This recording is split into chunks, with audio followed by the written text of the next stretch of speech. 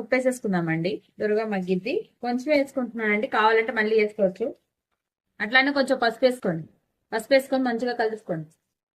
ఇలా కాసేపు మూత పెట్టి మగ్గ పెడదామండి. క్యాప్సికమ్ మగ్గాలి కాబట్టి కాసేపు మగ్గ పెడదాం మూత పెట్టి.